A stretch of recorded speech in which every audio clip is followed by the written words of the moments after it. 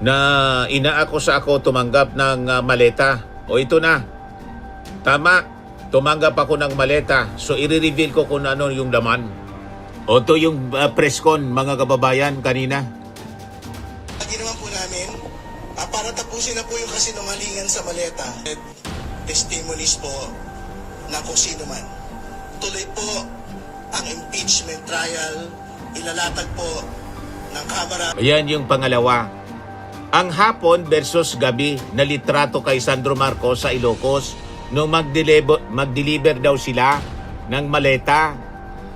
Pang-apat na sablay na kwento, ang recycle at picking pizza sa mga litrato ni Soto, Lacson at PBBM. Ang sablay, kina Soto at Lacson. Nagpakita sila ng larawan ni Tito Soto at Ping Lacson.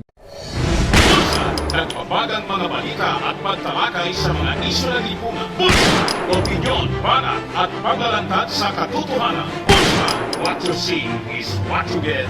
You decide. Hello po mga kababayan, si Dante Maravillas. Kumusta po kayo? So pag-usapan natin yung mga mainit na isyu ng lipunan ngayong Saturday mga kababayan. So kanina sa press con, Saturday Forum sa Congress, si Bicol Saro Party List Representative Terry Ridon na ina-accuse din sa pagtanggap ng maleta.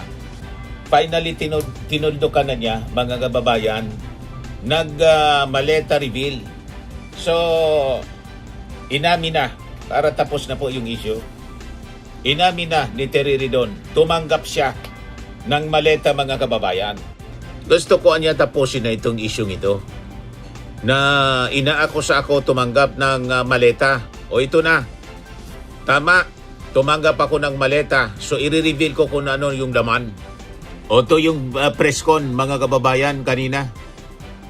Ginawa po namin, para tapusin na po yung kasinungalingan sa maleta. Meron po tayong dalang maleta ngayong araw po na ito. May maleta nga. Ng maleta, may pera mga kaibigan. Yung iba po, may mangga at peluka. The House and the House Prosecution Panel will not be deterred. Hindi ho kami magpapapigil sa mga kasinungalingan at mga fabricated testimonies po na kung sino man. Tuloy po ang impeachment trial, ilalatag po ng Kamara, ilalatag po ng House Prosecution Panel, yung pong lahat ng mga ebidensya laban kay Vice President Sara Duterte, yung AMLAC reports, yung pong NBI reports, yung pong video documentation ng pagbabanta laban sa Pangulo. So bumalik po tayo sa usapin. Ang usapin po ay ang pagpapanagot sa pangalang Pangulo. Wala pong iba. Maraming salamat. Next time ako din, mamaleta reveal din ako. Kasi ina-accuse din ako, mga kababayan, na tumanggap ng mali-maletang pera. So, tumanggap nga din po ako, mga kababayan. I-reveal ko sa inyo kung ano yung laman talaga. Kung pera ba talaga o tulad lang ng maleta na natanggap ni Terry Ridon. Ang laman po, mangga at piloka. Malinaw na patama kay Marcoleta at kay Amy. O, di ba? Mga kababayan, ngayon biglang gumanti si Amy Marcos. Ayan si Amy Marcos, mga kababayan. Nagpa-picture na may yakap-yakap, mga kababayan, na Vicks inhaler na oversize. Yan sabi niya, ay na-share. Pero ang post na to, mula, mga kababayan, sa kanyang direktor na si Daryl Yap, na may panunuya. Yan sabi niya ni Daryl Yap, Senator Amy, galit na galit sa iyo si Terry Ridon kahit di naman ikaw ang nagsabi na may inabot sa kanyang kapirahan. Ninamali niya pa na maleta kahit di naman yon ang sinabi ng 18 Marines para malakas ang deniability niya. Total, mahilig ka sa inhaler. Ito ipasok mo sa planetarium niya. So, ini-insult to ni Daryl Yap si Terry Ridon. Shinare naman po ni Amy Marcos. May higanting Vicks inhaler kasi yung butas sa ilong ni Terry Ridon kasing laki ng butas ng ilong. Kaya iganting Vicks inhaler yung pinost ni Daryl Yap na yakap-yakap ni Amy Marcos. Ibig sabihin, oversize yung butas ng ilong ni Terry Ridon. So mga personal insults, mga kababayan. Diyan magagaling ang mga DDS po. Manginsulto pag wala ng argumento. Nasaktan man na niya kasi Mr. Maravillas kasi yung laman pala yung laman ng maleta pala, hindi man pera, kundi mangga, saka piloka. Representing Amy Marcos, nagbansag yan kasi. Hindi man actually si Terry Ridon. Ang nagbansag kay Amy Marcos na mangga, meaning manggagamit, at saka mahaba yung baba, yung hugis na si Panilo. Yung piloka naman po ay kitang-kita naman yung piloka ni Marcoleta. Mahilig kasi kayo maskara. Hindi na lang ayaan ang naturalisa na kayo ay kalbo. Di ba, mga kababayan? Tuwang-tuwa sila sa ganyan ng mga pang-insulto. Ay, na-share, sabi ni Amy Marcos na mangga. Nasaktan doon sa laman ng maleta, mangga at kilok. Anyway, mga kababayan, ipagpatuloy natin yung topic tungkol dito sa talagang purposely, dinadivert nila yung issue sa impeachment laban kay Sara Duterte. Pero malinaw naman po, bistado at naging katawa-tawa ang botas-botas na script kasi ng 18 Marines doon sa bogus na hearing ng Senado. Yung Blue Ribbon na bugos. Alatang gawa-gawa po yung mga pinapalutang nilang kwento. Na ang sabi ni NBI Director Matibag, binayaran kasi ng 5 million bribe ni Mike Defensor based sa affidavit na hawak nila ngayon. Napakalinaw, mga kababayan, na desperado yung kanilang layunin sa kanilang mga ginagawa ngayon. Magasik ng kaguluhan at i-distract yung tao sa issue ng impeachment. Sabi nga, mga kababayan, falsos in uno, falsos in omnibus. False in one, false in everything. Hindi lang false in one. Puro kasinungalingan. Butas-butas yung kanilang mga testimonies, mga kababayan. Punong-puno ng butas. So ang tanong ngayon, paano tatayo po sa anumang korte o legal na pagdinig ang isang testimonya po na lumalabag sa batas ng kalikasan, sa kalendaryo ng teknolohiya at sa mismong mga physical na ebidensya. Di ba po, mga kababayan? So narito po ang ilan sa mga sa mga naging testimony. Nilista natin na puno ng butas, fake news. Diyan nilista natin, mga kababayan, para malinaw ang misteryo ng time travel ng iPhone 16e. Ang sablay na script inakusahan ng grupo si dating PNP General Nicolas Torre na inalokan daw sila ng suhol na iPhone 16e. 128GB noong 2024 para manahimik. Ano yung butas? Imposible itong mangyari dahil ang iPhone 16e ay opisyal na inilabas ng Apple noong 2025 lamang. So paano sila makakatanggap ng suhol na gadget noong 2024 kung hindi pa ito na-imbento o nagagawa sa merkado? So nabuko ang kanilang script na inulat lang kamakailan nang hindi mo na tiningnan ang kalendaryo. Ayan yung pangalawa. Ang hapon versus gabi na litrato kay Sandro Marcos sa Ilocos nung mag-deliver daw sila ng maleta. So, ang sablay na script. Sa kanilang testimonya, sinabi ng mga testigo na dumating sila sa Ilocos ng gabi at madilim na.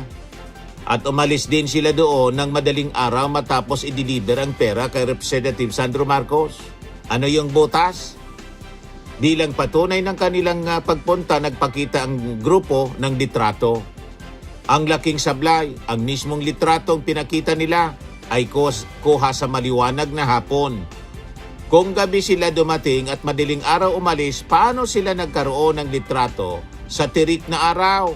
Nahuli silang gumamit lang ng lumang pampublikong larawan sa internet. Pangatlong ebidensya na peke ang kwento nila. Fake news. ang moltong executive assistant ni Tito Sen. Ang sablay na script, sinabi ng saksing si Bernard Tube na nagati daw sila ng maleta ng kasagusali ni Senator Tito Soto sa Baclaran sa pamamagitan ng kanilang executive assistant na nagngangalang Mark. Ang butas ng kwento, resibo ng pamilya Soto. Ang tinutukoy nilang executive assistant na si Mark, matagal nang patay noon pa 2015. Paano nakatanggap ng bilyon-bilyong suhol ang isang taong mahigit isang dekada nang patay? So halatang pinili nila, tinuro ang isang yumauna para wala nang makapagsalita, abulaanan sa kanilang kasinungalingan. Pang-apat na sablay na kwento, ang recycle at baking pizza sa mga litrato ni Soto, Lacson at PBBM. Ang sablay, kina Soto at Lacson. Nagpakita sila ng larawan ni na Tito Soto at Ping Lacson na sumasakay sa chopper ni Saldico at iginiit na kuha ito noong 2025 habang papakasasa sa flood control kickbacks. Ang totoong larawang yon ay mula sa 2022 National Elections Campaign kung saan magkatandim ang dalawa. Ang sablay kay PBBM, nagpresenta rin sila ng litrato kasama si Pangulong Bongbong Marcos na di umano'y ebidensya ng abutan ng pera noong 2023. Nang i-fact check, ang larawan ay kinuha noong 2022 campaign period sa isang pampublikong sortis kung saan kahit sino ay pwedeng makipag-photo op. Walang maleta, walang korupsyon, puro recycled photos. Ngayon po, yung helicopter, pizza, Ping Lacson, post ito ni Ping Lacson. March 2022, March 3, 2022. Sabi ng 18 Marines 2024, nakapost sa Facebook ni Senator Lacson, 2022, sinungaling ang 18 na Marines. 2022, hindi man 2024. So itong mga 18 Marines talaga, hindi nagtutugma ang mga salaysay. Kailangan pang alalayan ng mga nagtatanong na senador. Mga kwento nila, halatang-halata naman kasi, mga pinagkikwento sa hiringan. Maya naman kayo sa mga pamilya at anak ninyo. Baliwanag pa itong post ni Senator Ping Lacson sa bulang kristal ni Madam Orang. Paanong 2024 na ang pizza sa post ni Ping Lacson?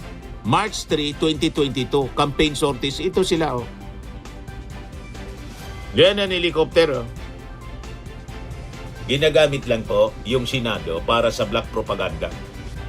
Para gatungan yung gulo, mga kababayan, at i-divert yung attention ng publiko mula sa articles of impeachment ni Sara papunta dito sa mga gawa-gawa nilang kwento, accusing Martin Romualdez and President Bongbong Marcos, the rest of the senators na hindi nila kaalyado, at saka mga House prosecutors para siraan po na tumanggap ng mali-malitang pera mula sa flood control.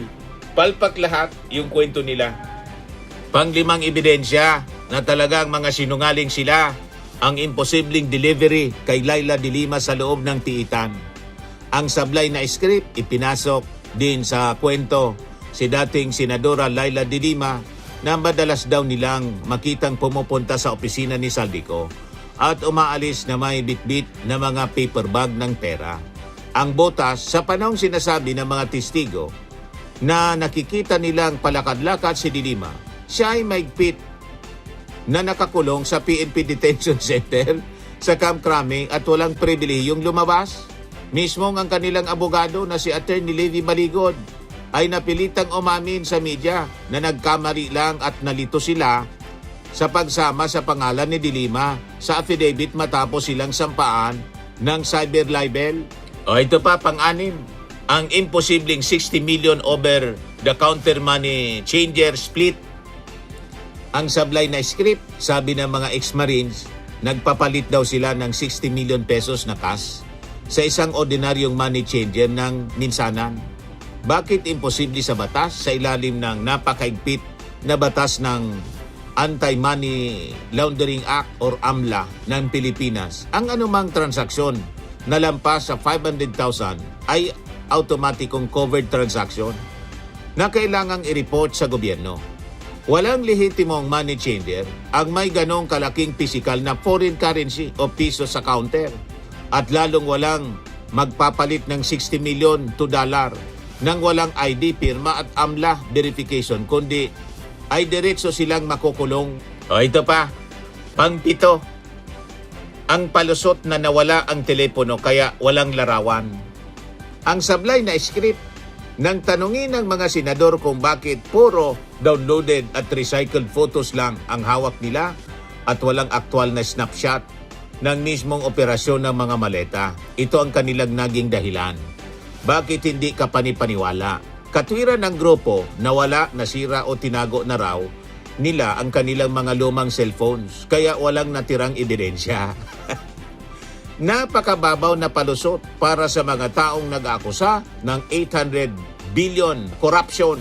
Kung totoo, buhay mo ang nakataya bilang whistleblower, itatabi mo ang pinakang matibay na digital evidence. Pang-8 puntos, ang mga banat kay Erwin Tulfo na wala sa affidavit. Ang sablay sa script sa ginanap na pagdinig sa Senado na pinamunuan ni na Senator Marcoleta at Alan Peter Cayetano, nagpakawala ng mga matitinding banat ang mga testigo laban kay Senator Erwin Tulfo ukol sa pagtanggap ng 6 na maleta. Ang botas ng suriin ng mga mambabatas ang kanilang sinumiting sworn affidavit. Wala doon ang mga pangalan at detalyado ibinanat nila kay Tulfo tungkol sa pag-atid ng babae. Ibig sabihin, nag-imbento at nagdagdag sila ng bagong script habang nagsasalita sa mikropono para lang sumakto sa political na interes ng mga nagpapatakbo ng forum. So number 9, ang garapalang pagdawit sa mga ibang kongresista. Ang detalye, idinamay rin nila ang mga kilalang mambabatas tulad ni Congressman Duistro, Terry Ridon, Representative Franz Castro, Representative Arlene Brosas at iba pa. Lumalabas na ang pag-atake ay isang sabog bomba o dragnet strategy. Pilit nilang dinodumihan ang buong Kamara at ang mga mambabatas na sumusuporta sa impeachment laban kay Vice President Sara Duterte upang magsilbing diversionary tactic at political shield para sa kanilang mga amo. So ito pa ang katotohanan sa supply ng pera sa Pilipinas.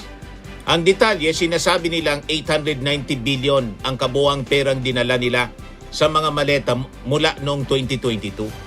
So ito yung pinakamalaking fake news. Ang kabuuang currencies in circulation, lahat ng perang papel at barya na umiikot sa buong Pilipinas ay naglalaro lang sa 1.0 trillion pesos. Kung totoong 890 billion ang ninakaw at itinago nila sa maleta, ibig sabihin ay nawala ang 85% ng pera sa buong Pilipinas. So sana ay nagkaroon na ng matinding cash shortage, nagsara na dapat ang mga bangko, bumagsak na dapat ang buong ekonomiya sa bansa dahil walang perang magamit ang mga tao. Pang-11 punto, paano naging biktima si dating Speaker Martin Romualdez? Ang detalye, muling naging biktima si Martin Romualdez dahil siya ang ginawang pangunahing kontrabida sa kwento ng flood control. Sabi ng grupo, nag-deliver daw sila ng mga maleta sa bahay nito sa Forbes Park, Makati. Ang butas, Forbes Park Logistics, ang Forbes Park ay may pinakang mahigpit na security protocol sa bansa. Bawat gate ay may RFID scanner. Kinukunan ng larawan ang plaka ng sasakyan at may CCTV logbook ang Security Association. Walang kahit isang digital record o log na pumasok ang mga sasakyan ng mga ex-marine sa Forbes Park. Ginamit lang ang pangalan ni Romualdez nang walang anumang physical na evidence upang sirain ang kanyang kredibilidad bilang leader ng Kongreso. Iyan po ang malinaw na kwento, mga kababayan. So ito yung kwentong totoo. So ang kanilang mga pahayag, mga kababayan, hindi po ebidensya, kundi isang insulto sa talino ng ating mga mamamayang Pilipino at saka sa integridad ng ating mga institusyon. Napakalinaw, mga kababayan, yung kanilang motibo. Gumawa ng ingay, maghasik ng mga maling impormasyon, at idawit ang mga inosenteng leader tulad po ni dating Speaker Martin Romualdez para magsilbing political shield. Saka siyempre ilihis ang atensyon ng publiko mula po sa mabibigat na pananagutan ng kanilang amo na si Sara Duterte sa impeachment trial. So malinaw po, hindi po ito gawaing whistleblower.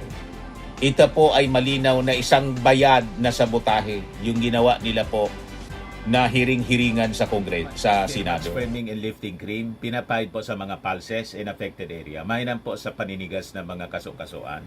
Ito naman po, Automax Radiant Serum. Sa mukha naman yung application, anti-aging po siya. You will look 10 years younger than your age. Sa mga cancer patients naman po, baka lang gusto ninyo itong itry. Neng siya red mixed fruit drink. Hindi mo po siya gamot, food supplement siya. Kaya lang, gawa siya mga kababayan sa goji berry. Yung goji berry may anti-cancer properties. O ngayon, yung mga inquiries ninyo, dumiritso na lang kayo sa aming messenger sa Facebook para masagot namin agad. Ayos pa? Ayos na ayos niya, Mr. Maravilla. Sa mga nagana po ng malinis and spacious fitness gym, pumunta lang po kayo sa aming Colossal Fitness Gym. May Grab car rental din po kami. But anyway, ito po pala yung aming bagong product na binibenta online. I am worldwide amazing pure organic barley powdered drink mix from Australia. Negosyo to ng aking anak na architect entrepreneur Riz Maravillas. Ayan po. Kontakin na lang po ninyo siya, Riz Maravillas on Facebook. Ang mga health benefits niya, boost immunity, improves digestion, enhance energy levels, packed with antioxidants, prevent cancer. Ito naman po yung bago naming product na binibenta online. Eye Glow Serum, whitening po siya. Tingnan ninyo yung epekto sa aking anak na architect before and now. Yung mga inquiries po ninyo, dumiretso na lang kayo sa kanyang Facebook account, Riz Maravillas.